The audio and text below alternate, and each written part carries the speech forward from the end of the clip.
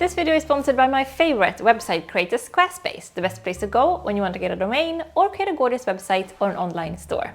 I mean, Stockholm, the city of beautiful buildings, tall people, trend-sensitive concept shops, and impeccable taste in clothing. Also, the place of free healthcare, free education, clean streets, high taxes, and low crime rates. Also, the place of 6 months winters, midnight sun summers, never-ending lakes, and a windswept archipelago. Beautiful stuff. I mean, nothing compares to people watching in Stockholm, except maybe for people watching in Tokyo, if you're into fashion. In fact, I have so many good things to say about Stockholm that it might be a bit surprising to hear that the first chance I got, I was out of there. And whenever I go back to visit now, which I do like once or twice per year, it feels so strange for me to be there. It's love-hate. Or that's too dramatic of me. It's more like, strong dislike type of relationship. There's so many things about the city that make me happy. I love walking around, both in general, like seeing how extremely beautiful the buildings and the people and the nature are, but also more personally, it's like getting to spend time with myself in my teens and early adulthood.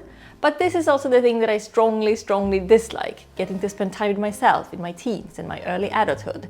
It's a shock to my psyche every time I visit to remember, all these things that are half forgotten, brought back simply by being in that same place.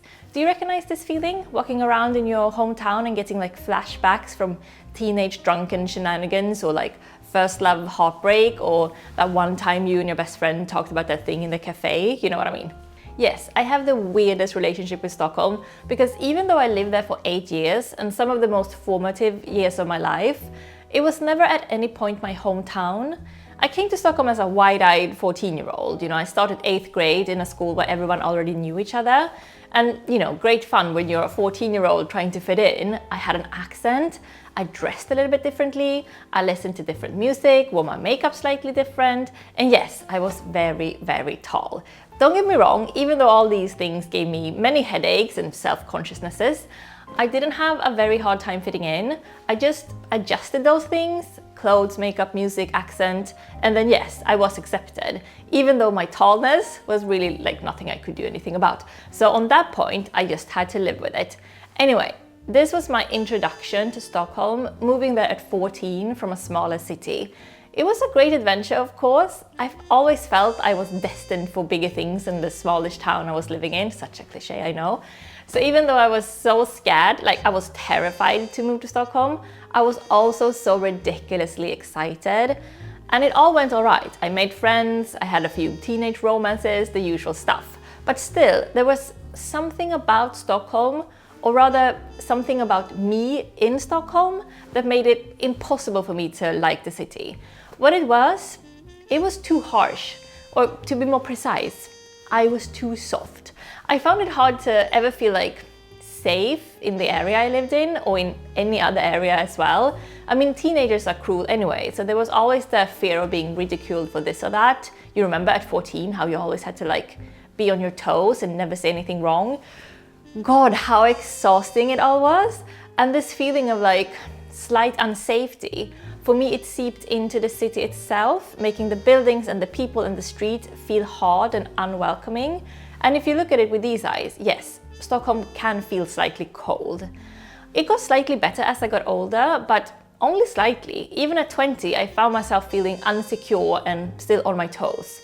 It doesn't help that Stockholm is so dramatically trend-sensitive, something I now so enjoy when I go to visit. But back then, when I lived there, always made me worried I was doing the wrong thing or listening to the wrong music or wearing the wrong clothes. Because this trend sensitivity, it comes at a cost. It's great for people watching, yes, and it's great for outfit inspiration and interior design ideas, absolutely. But the cost of all that is a lack of taste diversity. Stockholm is a very uniform place, at least that's my experience, that everyone is so nervous to do wrong, we all start sounding and dressing and behaving the same way. Because if there's one thing the Stockholmer is scared of, it's being called passé or uncool or behind. This creates like a timidity or like reservedness or coldness that I know so many immigrants find difficult to deal with, the Swedish reserve. And honestly, this is not my thing. I've always, like, even as a kid, had an acute skepticism to like group mentality. I have dabbled in group mentality, sure, like being part of extremely tight-knit friendship circles, but it has always felt a bit creepy to me, you know what I mean? And this type of uniform behavior is horrible, really, especially during your formative adolescent years when you're supposed to be finding out more about yourself. But maybe I'm being really hard on Stockholm now. Maybe this type of uniformity and nervousness is universal during your late teens, and every 14 to 20-year-old's biggest wish is just to fit in. And also I'm wondering, how would I have felt if I hadn't moved to Stockholm, if I had stayed in the smaller city and had my formative teenage years there? Because let me be completely honest with you, I didn't feel particularly safe or welcomed in that smaller town either. I told you, I was and I am a soft, sensitive person. Most things are hard compared to me, including Stockholm and Stockholmare. So even though I walked around on tiptoes trying to dress correctly and know about music, I was still always so happy I've moved there. It's the largest and most exciting city in Scandinavia. There's so much culture, music and film and fashion and all of that stuff coming out of Stockholm. So I felt my own status as a Swede skyrocketed simply by changing my postcode. But even though my postcode changed, now starting with the capital's self-important number 1, and I lived there for something like 8 years, like I mentioned, to me, it was never a hometown. I think my outsiderness from the start, the accent, the clothes, the music, but also my, let's face it, slightly off-centered personality. And this being the 5th place that I moved to, I was used to feeling like this place, it doesn't belong to me. It belongs to the locals, the born and raised. I had no right to it, and I never felt that I could claim it for myself. I was a visitor, a mostly welcome visitor, but still, I never felt like I belonged.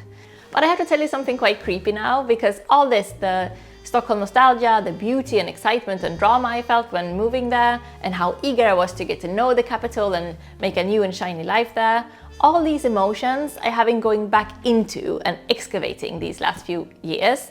And this is why I'm making this video, because I've been thinking so much about Stockholm and finding myself going back to old memories from there, because this is where my second novel is set, and my main character is a very soft, very sensitive, kind of offbeat character who moves to Stockholm at 19 to restart her life and to reinvent herself.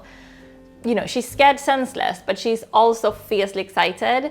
And now this character, Sickan is her name, this is where our similarities end though, because she has had a much tougher time growing up as this sensitive person than I ever had. I might have felt unsafe, but Sickan, she actually was unsafe. But for all her adventures and misadventures in Stockholm, I could draw so much from my own memories of places, of moods, and of the Stockholm people, and that nostalgia, like revisiting my own triumphs and failures and heartbreak in this beautiful city. It has been, I'm sorry, but it has been quite glorious. And one unexpected and really eerie effect of doing this, going back to my own memories to mentally recreate the city that I spent 8 young years in, it has been that now I look at Stockholm differently when I go back to visit, after writing about it so richly and intensely in my novel. So I mentioned that whenever I go back, I get these half-forgotten memories swooshing back over me. I turn a corner and I see a cafe I had forgotten, or I walk over a bridge and some memory hits me. Something that I experienced at a much younger age, then forgot, but has influenced who I've become as an adult. Well, what happened this last summer when I went back and David and I took a full day of just walking around the city was that I got those half-forgotten memories, but this time it was Sickan's memories. The way I have written her experiences into the city, it was as if I got memories, but they weren't mine, they were hers. As if I saw her ghost everywhere, her memories were haunting mine. And even scarier, sometimes I couldn't tell if the memory was mine or hers. Isn't that absolutely wild? And definitely not something I expected would come out of being a novelist, that your characters make their way into your memories that way. I mean, I've said this before, but being a novelist is not for the faint of heart. But honestly, it isn't only a creepy experience, it's quite a lovely one too, that your characters get so close to you like this. And Sickan, she's the closest character to me that I've written. I love her. And it's almost time now, the book is almost out. So, a heartfelt, sentimental thank you to everyone who has pre-ordered it. Honestly, It makes such a difference, and I can't even tell you how much your support means to me.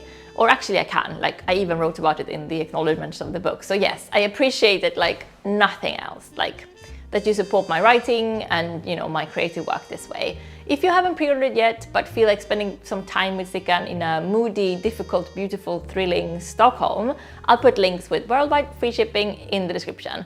Also, it will be out in the US in September and in both Spanish and German later this year too, if you'd rather read it in another language. I can't wait to hear what you think, but honestly, I feel like really good about it because I've been getting such a lovely response to it already. I mean, it's been compared to Sally Rooney, Meiko Kawakami and Sayaka Murata in reviews, so I mean, how could I not be absolutely delighted by that? But I want to know what you make of it. I can't goddamn wait for it to be out in the world and in readers' hands. But it's strange, isn't it? What a complicated relationship you have with the city you lived in as an adolescent. Those are difficult but thrilling years, and they influence who you become so much. For me, as such a sensitive little teenager, I'm not sure any city on the planet would have been soft enough. So even though I was happy to leave, and I felt completely, immediately, madly in love with London, and it's like ununiform, unnervous, very varied and welcoming atmosphere, I still have to say that I'm forever grateful to Stockholm. It made me a feminist, left-wing, anti-racist, anti-homophobic environmentalist with impeccable styling clothing, if I may say so myself. It gave me, you know, free education and swimming in lakes and a sense of freedom to do whatever the hell I want with my life. But also, most importantly, Stockholm gave me David. This is where we met, and if I hadn't moved there at 14, I never would have met him. And if I'd never met him, none of this. A city that produces men like David, equally as feminist and left-wing as me, how can I feel anything but love for a city like that? If you're on the hunt for a boyfriend, Stockholm, that's your next destination. Untoxic men just walking the street, there for the picking. It's tremendous, and I couldn't recommend it more. So, what do you say? Are you booking a trip to Stockholm? Have I enticed you to, or maybe deterred you from going there? And how does my description of Stockholm compare to your hometown? Any similarities, or are they vastly different? I always love when you share about your home countries and cultures, so please go ahead, I look forward to reading. And if you want me to make more Swedish themed content, do let me know. And feel free to subscribe to my channel if you haven't yet, of course. Oh, and links to pre-order my book in the description. Thank you so much again for your kindness and support always.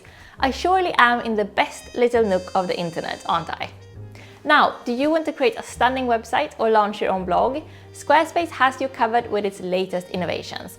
First up, let's talk about their new design intelligence. Combining 20 years of design expertise with cutting-edge AI, this tool helps you unlock your creative potential, building a personalized, one-of-a-kind website that fits your needs. Squarespace also makes running an online store easier with Squarespace Payments. Onboarding is fast and you can start accepting payments in just a few minutes. Plus, it supports various popular payment options like Klarna, Apple Pay, Afterpay and others, giving your customers payment flexibility. And for seamless social media integration, Squarespace allows you to connect your social media accounts in just a few clicks, whether you're embedding a feed or syncing your products directly to Instagram or Facebook.